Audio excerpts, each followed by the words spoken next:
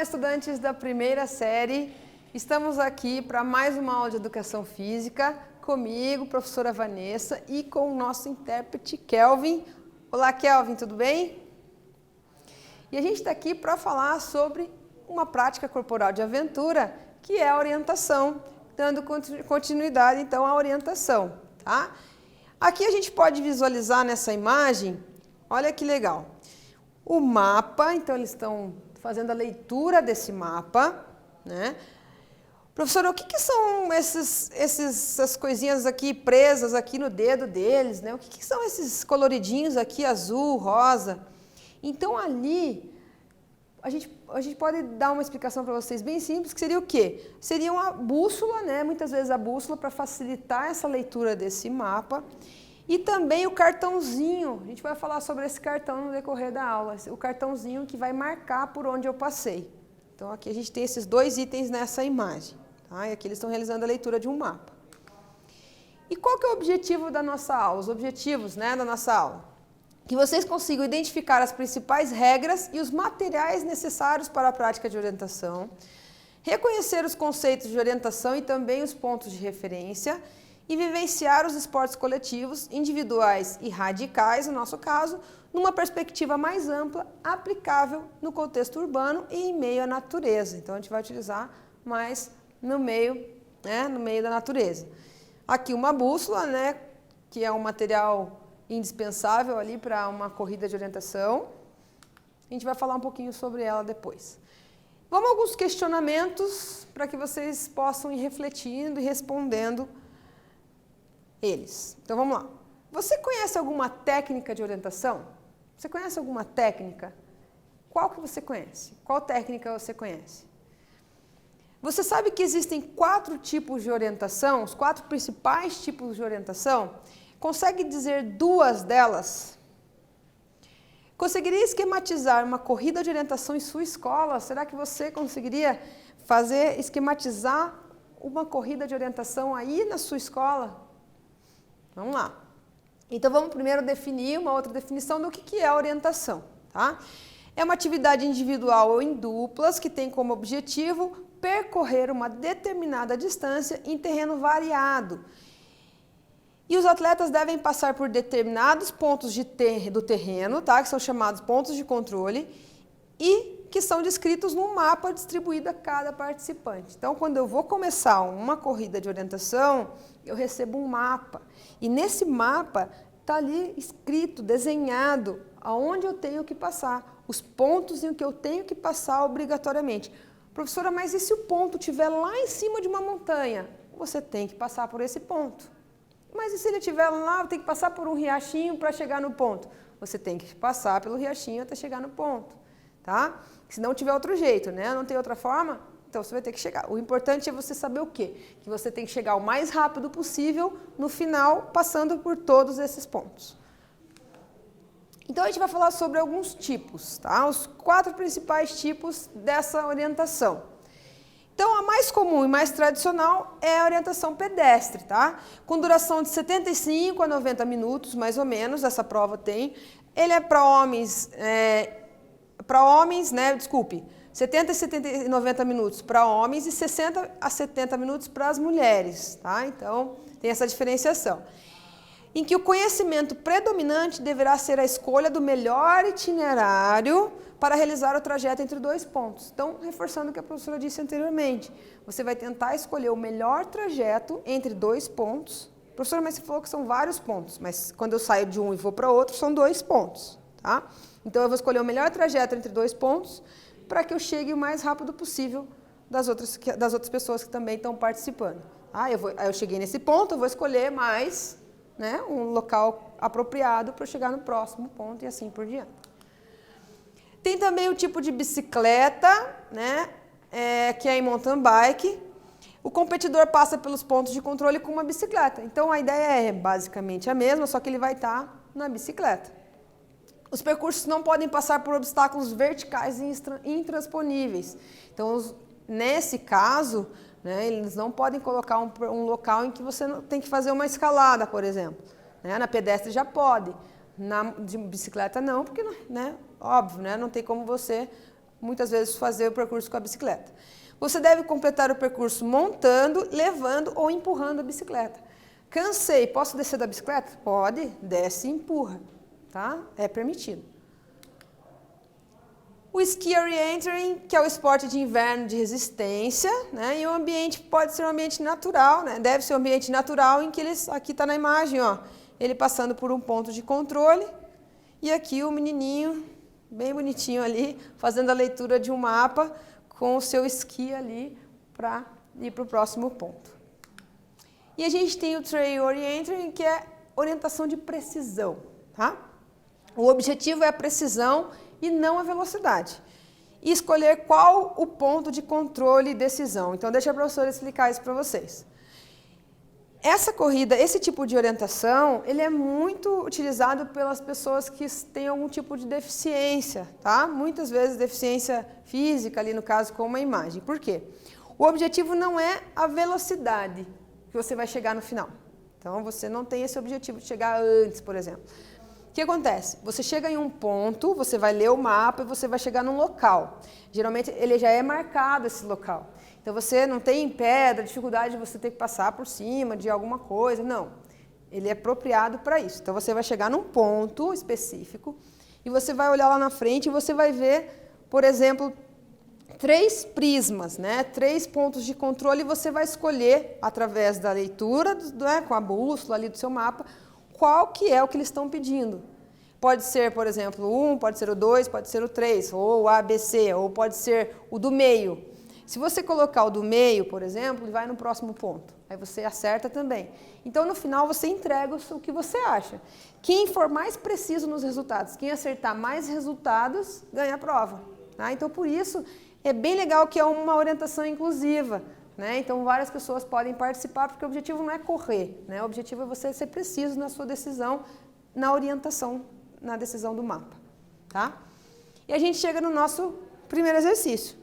Anote em seu caderno qual tipo de orientação você mais se identifica e por quê. Qual que você mais se identificou das 4 que a professora disse. E por que você se identificou com ela. Já voltamos.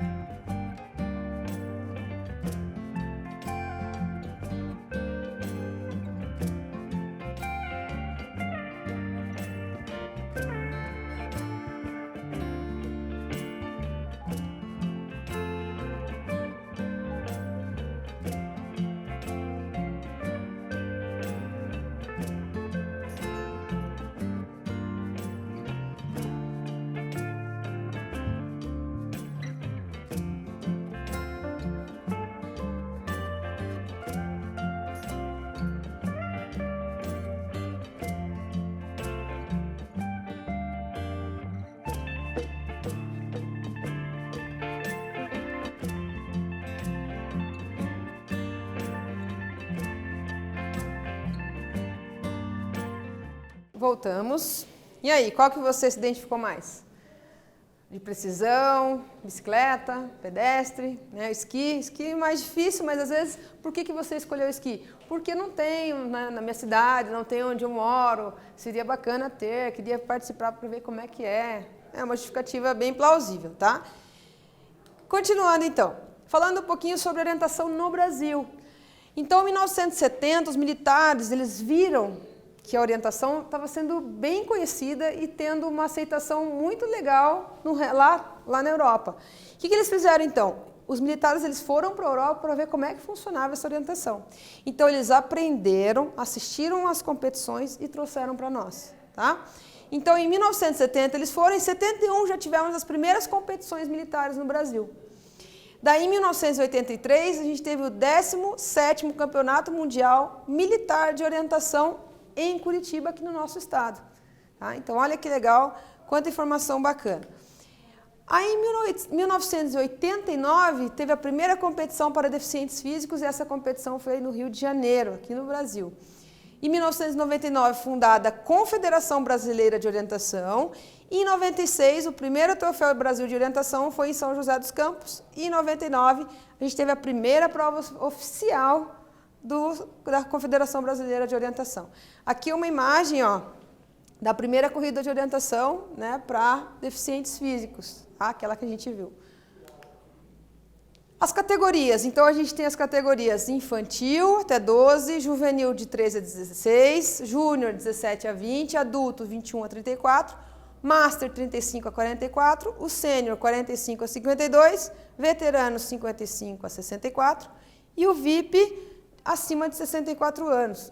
Até como forma de conhecimento aqui, o que é o VIP, né? Então, ele é uma sigla de Very Important Person. O que significa isso? Significa que é uma pessoa muito, muito importante, né? E eu achei muito interessante.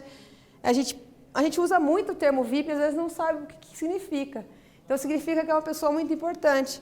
E óbvio, né, que uma pessoa acima de 64 anos, praticante, atuante, né, dentro de uma atividade, um exercício físico, é muito importante mesmo. Tá? Continuando, a gente tem o nosso segundo exercício. Selecione um objeto em sua residência, qualquer objeto. Esconda esse objeto, marque um X no seu mapa no local onde você escondeu. Escolha alguém da família e entregue o mapa para que a pessoa tente encontrar o objeto. Então, você vai fazer um croquis lá da sua casa, esconder o objeto em algum local, marcar um X e entregar para alguém, né, para que ele tente encontrar esse objeto que você escondeu. Nós já voltamos.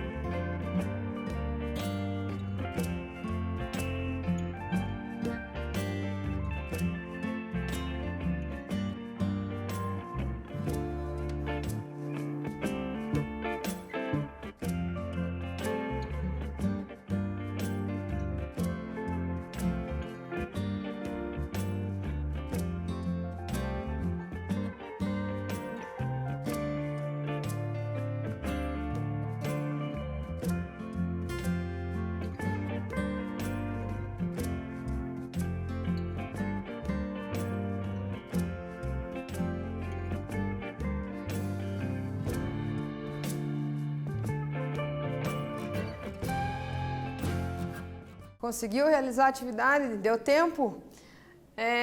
Legal se você tiver alguém, né, que seja participativo aí na sua casa, na sua residência. Às vezes tem um irmãozinho, uma irmãzinha mais nova que goste, um priminho. Fazer isso no final de semana, esconder um chocolate, não sei, algum presentinho, né, uma lembrancinha. Bem legal para que vocês comecem a entender e vivenciar como que é essa prática da orientação, né? Como que as pessoas elas conseguem fazer leitura de um mapa, né? Então, uma atividade bem bacana, fica como dica para vocês realizarem aí posteriormente. Aqui tem o mapa e também o cartão descritivo de uma corrida de orientação pedestre, daí no caso. É uma corrida em que foi realizada na Lapa, tá? Ó, pista permanente de orientação Heróis da Lapa. Então, na Lapa tem uma pista que é permanente, o que significa? Que é uma pista que ela fica lá direto, tá? E óbvio que eles mudam, né, com relação aos pontos de controle. Você pode ter alguma mudança se tiver um campeonato, por exemplo. Mas para que serve isso? Muitos lugares, existem esses lugares para que a escola mesmo leve, por exemplo, vou pegar a turma da primeira série, vou levar eles até lá para conhecer o lugar e participar. Então já está tudo montado, os alunos vão lá e vão vivenciar o que é essa corrida de orientação. Então lá a gente tem esse local, que é um local permanente para orientação, que é bem bacana, inclusive são vários pontos, né? São vários pontos aqui, pontos de controle que tem descritos no mapa, tá? Aí aqui do ladinho tem o cartão descritivo, que também vai dizer, por exemplo, aonde que está o prisma, onde que está o ponto de controle, se está próximo de uma árvore, se está próximo de um riacho, se está em cima da árvore, por exemplo, né? No caso o prisma, tá? Então esse é um cartãozinho que você receberia numa prova. O que a gente precisa? Lembra que nós falamos sobre o que a gente precisa para praticar? Então uma bússola, tá? Que é um objeto de orientação geográfica desenvolvida em 2000 anos antes de Cristo, então bem antigo, e a agulha sempre aponta para o polo norte da Terra, né? Por conta da magnitude lá. Então, lá em geografia vocês já devem ter conhecido já, né, como é que funciona uma bússola. Tem várias formas de se fazer bússola, até com uma folha e uma agulha a gente consegue fazer uma bússola. Então, é um objeto que é muito utilizado para a leitura de um mapa.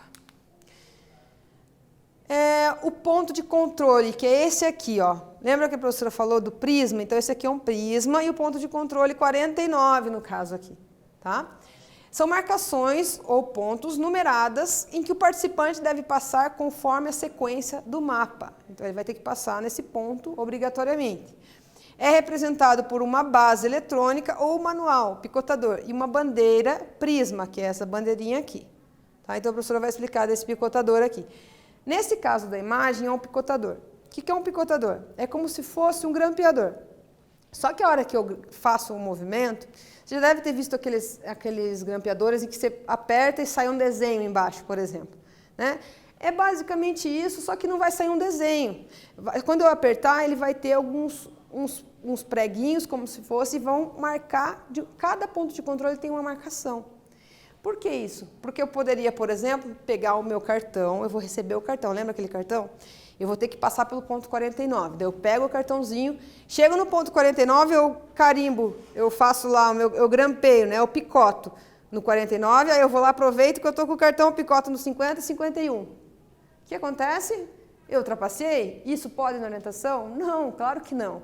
Então, por isso, cada ponto de controle é um tipo de corte que vai dar no meu cartãozinho, para que no final a pessoa que vai receber, a hora que eu entregar esse cartão de controle, ele vai olhar e vai ver se realmente eu passei em todos os pontos, evitando assim a fraude numa competição que não deveria existir, né? Com certeza não deveria existir.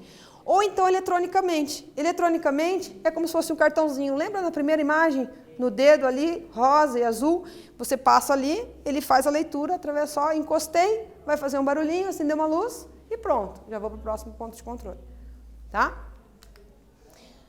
O picotador, agora deixando bem mais claro aqui para vocês, está aqui, vocês podem ver como a professora disse, ó. Então tem ali como se fossem uns preguinhos, né, de maneira simples para vocês entenderem, e cada um vai marcar de um jeito. E aqui é o chip, chamado de SI card. O participante ele deve aproximar da base eletrônica que vai emitir um sinal sonoro, registrar a passagem e ele vai para o próximo. Então, a tecnologia aqui, né, que é o método mais manual, mais antigo, tá? Determinado pelos dentes metálicos. E esse é o cartão de controle que eu vou picotar, provando que eu passei nesses locais, tá? Então, professora, mas e se eu não for picotador? Daí a gente vai usar só o cartãozinho, eu vou devolver o cartãozinho aqui, tá?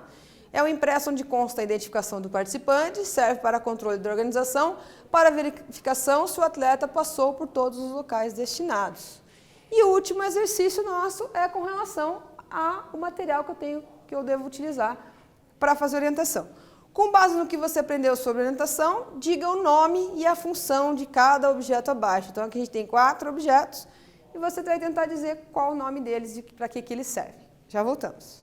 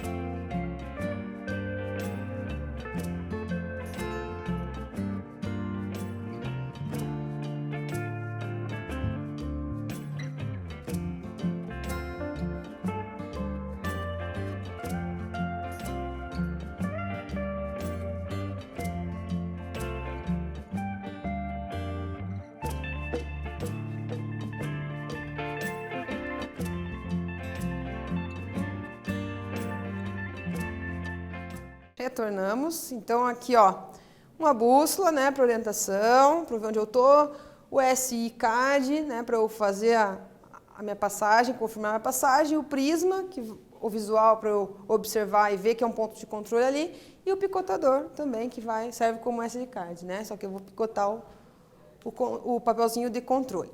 Aqui a gente tem mais um pouquinho sobre esporte de orientação para iniciantes, uma maneira bem bacana, explicado o que é a orientação. E o que a gente viu na nossa aula? Nós vimos a definição de orientação, os tipos, as categorias, falamos sobre o mapa e também do cartão descritivo, bússola, ponto de controle e também sobre o cartão de controle. Espero que vocês tenham gostado, agradeço os professores, agradeço os estudantes, principalmente, e o nosso intérprete Kelvin, muito obrigada e até a próxima. Tchau, tchau.